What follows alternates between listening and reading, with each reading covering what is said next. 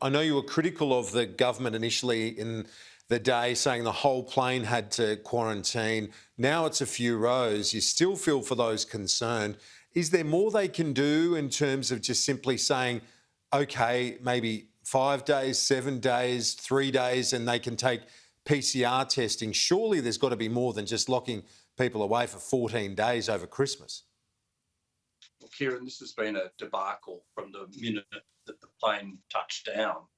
And this is the message that holidaymakers are getting. It's the message that business is getting. The message is that if you go to Queensland, bad things happen and could happen again.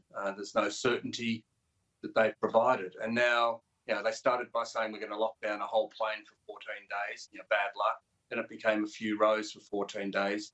Around the rest of the world, 14 days is not really the standard anymore. We have much better systems in place. We have rapid testing, we have quicker testing. There's a common view among medical professionals right around the world, and including in Australia, real professionals who are on the ground doing this work, that times have changed. It's not 2020 anymore.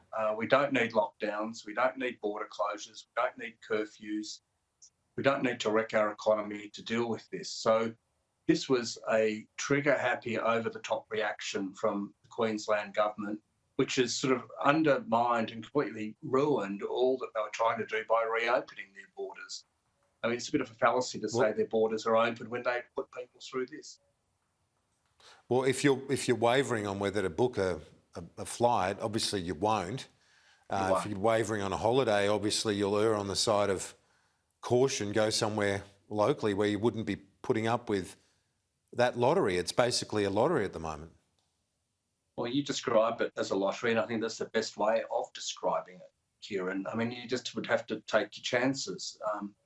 It's a bit of a game of Russian roulette, as it were. I mean, you wouldn't want to take that chance. So business has had enough trouble with Queensland getting people in and out. We've gone through long periods now where people weren't able to come in or out without being away for 3 days. So it killed off Queensland business trying to get out of the state to go and see others around the country for a quick visit. Now we've got this. Now we've got the uncertainty ahead.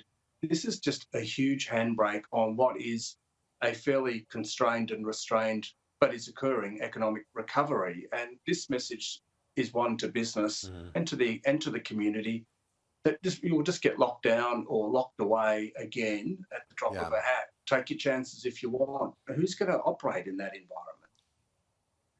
And so in a broader sense, as we deal with this latest variant, obviously very early days in terms of its severity and so on, some signs indicating that it might be milder. We certainly hope that's the case. More contagious in terms of this variant, probably going to become the dominant one. What's your read on from a business perspective on how we need to manage through this and subsequent variants? Well, Kieran, we're at a variant which is well down the path from Delta. We've gone through a lot of other variants in the meantime, and we'll go through more into the future. And they'll have different strengths, different impacts, but we have to move on. And living with COVID has got to be the way that we do live. It's not going away. We can't go back to those border closures and lockdowns that I talked about. Brad Hazzard, the New South Wales Health Minister today, said that New South Wales might be seeing up to 25,000 cases a day. I mean, that on one level is scary for people, but on the other, it is not having the impact on our health system that was feared and that other variants have had as well, potentially. So this is a different scenario.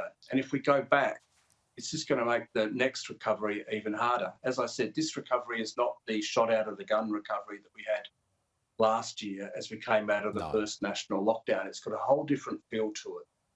We are recovering, but we've got concerns around skills, around supply chains, around inflation, around geopolitics, and around what governments will do around COVID. Will they lock us down again? Will they impose curfews? Will they put further restrictions in place? Will they act unilaterally? Will they not act in concert? These are all the questions that business leaders are asking every day. Ines Willox, all the best for the uncertain couple of months ahead. Talk to you soon. Have a good Christmas.